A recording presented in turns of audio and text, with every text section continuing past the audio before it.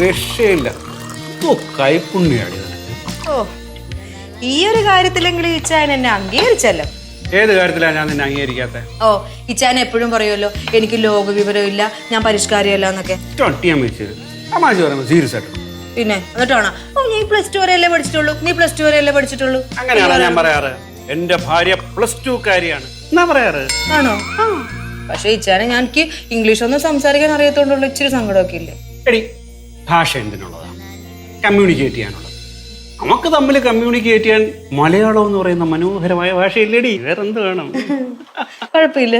ഒരു കുഴപ്പമില്ല. അപ്പം നീ ഒന്ന് ആലോചിച്ച് നോക്കും. ഇപ്പോൾ 3-4 ഭാഷ അറിയാവുന്ന ഒരു ഭാര്യയാണ് എനിക്കുള്ളതെന്ന് വെക്കുക. അവക്ക് ആഹാരം ഉണ്ടാക്കാൻ അറിയില്ലെങ്കിൽ ഞാൻ പട്ടിണി കിടന്ന് ചാവൂലേ? അത് ചാവും. ഇപ്പൊ തന്നെ അപ്പുറത്തെ ഉണ്ണിയാർച്ച മെമ്പറാണ്, മിടിക്കുകയാണ്. ഇതുപോലൊരു കടലക്കറി ഉണ്ടാക്കാൻ പറ്റുമോ? പറ്റത്തില്ലേ? ഇല്ലെന്നാ തോന്നുന്നേ. നീ ആഹാരം കഴിച്ചായിരുന്നോ? ഇല്ല, ഇച്ചാൻ കഴിച്ചിട്ട് കഴിച്ചോളാം. കാലിച്ചായെങ്കിലും കുടിച്ചോ? കുടിച്ചു. ആരോഗ്യം നോക്കണേ. എടി അലിസ് മോളെ, നമുക്കൊന്ന് അപ്പുറത്തെ വീട് വരെ പോണ്ടേ, അവരെ ഒന്ന് കാണാനായിട്ട്? എന്ത് കാര്യത്തിന്? ഒരു നാട്ടുമര്യാദയല്ലേ? ഇച്ചായ, നമുക്കേ അങ്ങനെയുള്ള മര്യാദകളൊന്നും വേണ്ട. ഇന്നലെ ഞാൻ വന്ന് ഇറങ്ങിയപ്പോഴേ അവരെ കണ്ടപ്പോഴേ എനിക്ക് മനസ്സിലായി അവരൊരു വായാടിയാണ്. ആലിസേ, നമ്മൾ അവിടെ പോകുന്നു, 5 മിനിറ്റ് സംസാരിക്കുന്നു, തിരിച്ചു വരുന്നു. നമ്മൾ അവിടെ ചെല്ലുന്നുമില്ല, 5 മിനിറ്റ് സംസാരിക്കുന്നുമില്ല, തിരിച്ചു വരുന്നുമില്ല. എന്നാലും ഒന്നുമില്ല. കഴിച്ചിട്ട് എന്നിട്ട് പോവാന്ന്.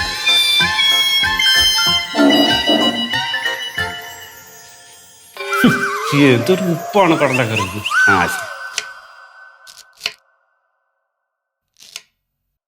ആർച്ചേ, ഞാനൊരു ചായ ചോദിച്ചിട്ട് എത്ര നേരമായി? എന്റെ പൊന്ന് സത്യയുടെ ചായ എല്ലാം ഇവിടെ ഇട്ട് വെച്ചിരിക്കുന്നത്, എടുത്ത് കുടിച്ചൂടെ? ഇവിടെ ഇട്ട് വെച്ചെങ്കിൽ എന്നോട് ഒരു വാക്ക് പറയണ്ടേ? ഞാൻ എടുത്ത് കുടിക്കുമല്ലോ. എനിക്കിവിടെ എന്തൊക്കെ പണിയുണ്ട് സത്യേട്ടാ. അത് മനുഷ്യനാണെങ്കിൽ ഇന്ന് ഫുൾ തിരക്കാ. ഇരിക്കുന്നില്ലേ? കഴിക്കാനൊന്നും നേരമില്ല, നല്ല തിരക്കാ. 9 മണിക്ക് DSP കാണാൻ ചെല്ലണം. 1 മിനിറ്റ് പോയി അയാൾ ദേഷ്യപ്പെടും. അത് കഴിഞ്ഞിട്ട് അവിടുന്ന് നേരെ ജില്ലാ ആശുപത്രി പോകണം, ഒരു മൊഴി എടുക്കാനുണ്ട്, പിന്നെ കോടതിയിൽ പോകണം. ഇതെല്ലാം കൂടെ ഇന്ന് തന്നെ വന്ന് ഞാനിത് എന്ത് ചെയ്യും? ഇതൊക്കെ ഇന്നലെ അറിയാവുന്ന കാര്യങ്ങളല്ലായിരുന്നോ? അപ്പൊ രാവിലെ നേരത്തെ എഴുന്നേറ്റ് അതിനുള്ള കാര്യങ്ങളൊക്കെ ചെയ്യണം. അതെ, ഞാൻ മാത്രം രാവിലെ നേരത്തെ എഴുന്നേറ്റിട്ട് കാര്യമില്ല, നീയും കൂടെ എഴുന്നേക്കണം. എഴുന്നേറ്റിട്ട് വല്ലതും ഉണ്ടാക്കി വെക്കണം. ഞാൻ രാവിലെ എഴുന്നേറ്റ് ഉണ്ടാക്കി വെച്ചിരിക്കുകയല്ലേ സത്യേട്ടാ. എന്തോന്ന്? ദോശ. ദോശ തീരെ വേണ്ട. അതെന്താ സത്യേട്ടാ? ജീപ്പ് വന്നില്ലല്ലോ. ജീപ്പ് ഇപ്പൊ വരും. അതെ സത്യേട്ടാ, നമുക്ക് ആലീസും ഡോക്ടർ താമസിക്കുന്നിടത്ത് ഒന്ന് പോണം. എന്തിന്? അല്ല, പുതിയ താമസക്കാർ നമ്മളൊന്നും അവിടെ വരെ പോരുന്ന മോശമല്ലേ? അവരെന്ത് വിചാരിക്കും? അവരെന്ത് വിചാരിക്കാൻ? അവരൊന്നും വിചാരിക്കില്ല. നമ്മളവിടെ ചെല്ലുമെന്ന് പറഞ്ഞിട്ടാണോ അവിടെ ഇവിടെ താമസത്തിന് വന്നത്? ഈ ആ മൃഗ ഡോക്ടർ ഇങ്ങോട്ട് സ്ഥലം മാറ്റം കിട്ടി, നമ്മുടെ വീടിന്റെ മുന്നിൽ ഒരു വീട് കിട്ടി, അവരവിടെ താമസത്തിന് വന്നു. അവരവിടെ താമസിച്ചോട്ടെ, നമ്മൾ ഇത് വെറുതെ എന്തിനാണ് എന്ന് അവരുടെ ഇതിലിടപെടാൻ നിൽക്കണേ. അവരെ പാടായി. നല്ല ബെസ്റ്റ് ന്യായം. അയൽപക്കത്തെ വീട്ടുകാരുമായിട്ട് സംസാരിക്കാതെ ജീവിക്കാൻ പറ്റുമോ? എന്താ പറ്റാത്തെ? എടി, മാത്രമല്ല നീ ഒരു കാര്യം ഓർക്കാനുള്ളത്, ഞാൻ ഇവിടുത്തെ SI ആണ്. ഈ പൊതുജനങ്ങളുമായിട്ട് കൂടുതൽ അങ്ങനെ ബന്ധം വെക്കണമെന്ന് അത്ര നല്ല കാര്യമല്ല. എന്താ പ്രശ്നം? ഇപ്പൊ ഉദാഹരണത്തിന് ഈ മൃഗ ഡോക്ടർ ഒരു കേസിൽ പെട്ടെന്ന് വെക്കുക. കേസിൽ പെട്ട് കഴിഞ്ഞാൽ അയാൾ നേരെ ഇവിടെ വരും, എൻ്റെ അടുത്ത് വന്നിട്ട് പറയും, സാർ എന്നെ സഹായിക്കണം, എന്നെ ഹെൽപ്പ് ചെയ്യണമെന്ന് പറയും. അപ്പോൾ നമുക്ക് ഈ പരിചയവും സൗഹൃദം വെച്ച് സഹായിക്കാതിരിക്കാൻ പറ്റുമോ? എന്ത് കേസിൽ പെടാൻ? എന്തെല്ലാം കേസിൽ പെടാം.